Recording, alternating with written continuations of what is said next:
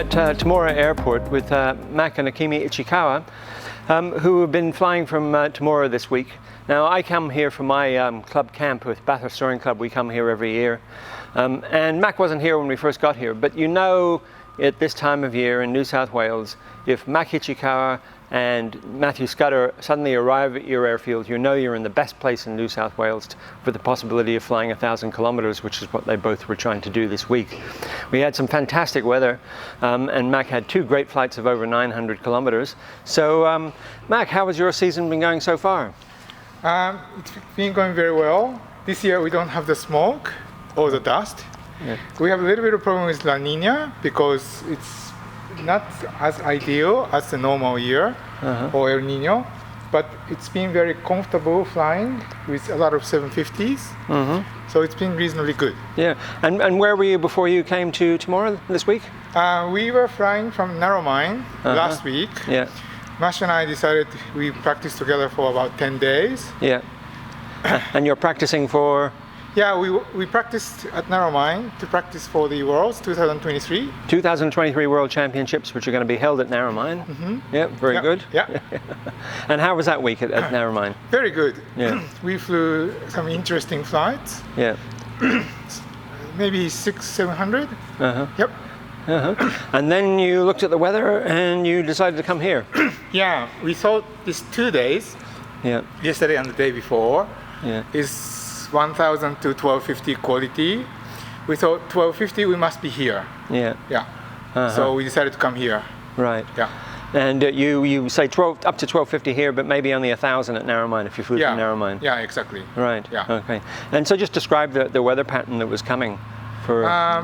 It was going to be prefrontal with a very slow moving trough on the front. Yeah. And it was expected that we have high cloud base. Yeah. With not too much wind. Yeah. So that was kind of ideal situation. Yeah. Yeah. So the perfect Goldilocks New South Wales trough that drifts across the continent, and not too much wind, not coming too fast, and not too much cloud. So it actually did work out to be very, very good flying days. Yes. And what were your tasks? Did you have the same task on both days? No. The day before yesterday, we tried 4,000 kilometer speed record. Yeah. So we launched a bit late. Yeah. I think we launched like 11:30, and we were aiming to start around 12:30 because Mashi wanted to do about 135, 140 kph. Yeah. Yeah. And what was your task though? Where were you flying? We were flying to northwest, and then Nyngan, and then further west or something, wasn't it? No, like Nimaji-ish. Right. Yeah. And then to the Ivanhoe. Right, which is way out west. And then a little bit southeast from here. Yeah. And then coming back. Then come back. And how did that work out on the day before yesterday? There was some issue with the overdevelopment. I think the air was more moist, and the trough was a bit more active and unstable. So a lot of showers started to develop in the middle of the triangle. So Ivanhoe was just outside of the cumulus area, which was our main problem. But the other problem was that there was going to be too much showers. So we decided to abandon the task before Ivanhoe to make sure I get back without engine. Yeah. Mashu has now FES, so he can take more risk. And his Diana 2. Yes. A self-launching Diana 2 with a FES. Yeah. And so how many kilometers did you end up doing? I think I did about 900 bit, and Mashu did almost 1,000. Yeah, I think Matthew did 980 or something like that, didn't he? Yeah, something like that. Yeah. 996 actually. Yeah. Yeah, he threw in an extra leg when he got back here. Yes. Yeah. And yesterday, how did yesterday's flight go? Yesterday we tried to do 1250 yo-yo. We took a high tow so that we can start before the convection becomes reasonable.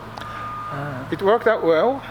We could avoid getting low in the strong headwind, which is typical for prefrontal. Yeah. But the problem was it didn't start, so the cumulus started maybe half an hour too late. And also in the south, we had not so strong climb as we were hoping. And then the main problem was the cirrus. So we had to abandon the task. Right. And Matthew has to fly back today to Kingaroy. So he decided to already go to Narromine yesterday rather than landing here. That's right. So Matthew came further south, and then he went all the way up to Narromine, going along the Harveys and keeping to the hills in Wellington and Yes. and Dubbo.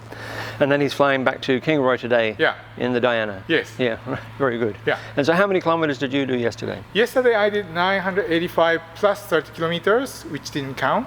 So effectively 1,015.